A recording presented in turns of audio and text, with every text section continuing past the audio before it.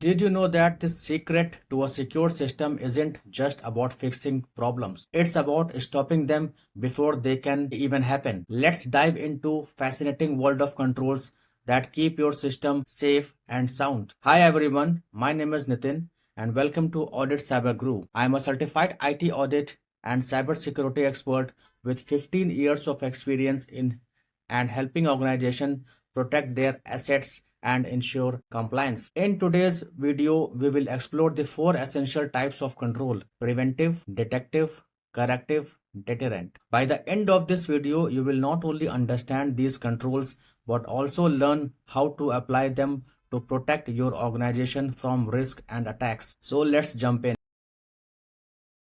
Let's talk about preventive control first. Stopping problems before they start. So preventive controls are proactive measures designed to stop issues from occurring. Preventive controls are designed to be implemented in such a way that prevents a threat event and thus avoids any potential impact of the threat event. Let's talk about few examples related to preventive control. Firewalls to block unauthorized network access. Employee training to avoid phishing scams, segregation of duties to prevent fraud, the use of qualified professional, the segregation of duties, the use of SOPs to prevent errors, transaction authorization procedures, edit checks, access control procedures, physical barrier. And why all these matter is prevention is often cheaper and less disruptive than remediation.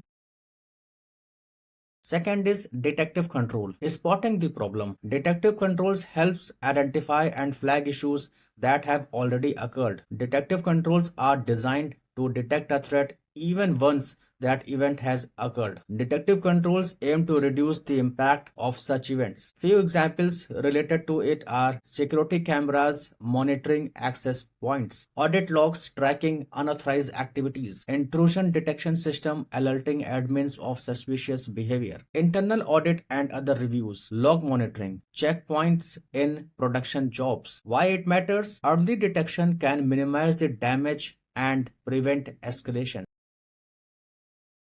Now let's talk about the corrective controls, fixing the problem. Corrective controls address and resolve issues after they have been identified. Corrective controls are designed to minimize the impact of a threat event once it has occurred and help in restoring a business to normal operations. Few examples related to corrective controls are patching a software vulnerability after a breach, restoring data from backup after ransomware attacks, revisiting flawed policies to prevent reoccurrence, business continuity planning, disaster recovery planning, incident response planning, backup procedures. All these are examples of corrective control. And why these matters? Corrective actions restore normalcy and prevent future issues.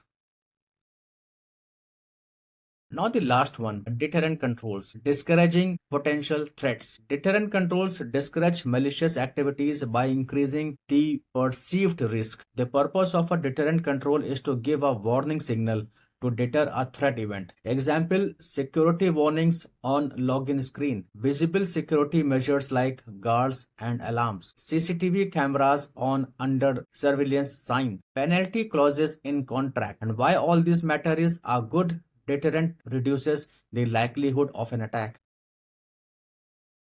Let's talk about the another control, which is compensating control. Compensating controls are alternate measures that are employed to ensure that a weakness in a system are not exploited. In many cases, a strong control in one area can compensate for a weakness in another area. For example, in a small organization, the segregation of duties may not always be feasible. In such cases, compensatory controls such as reviews of logs should be implemented. Similarly, some organizations may prefer to have alternate security measures in place of encryption.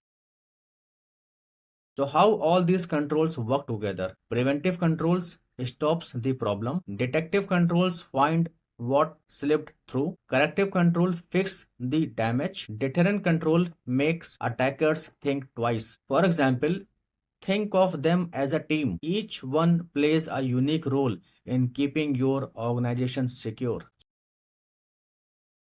Which type of control do you think is the most important? preventive, detective, corrective, or deterrent? Let me know in the comments. And if you are finding this video helpful, don't forget to hit that like button and share it with your colleagues. Thank you for watching. If you want to learn more about implementing effective controls in your organization or diving deeper into ISO standards, check out our other videos in other playlist of my channel. And don't forget to subscribe for weekly insight into IT audit, cybersecurity, and compliance. See you in the next video. Thank you.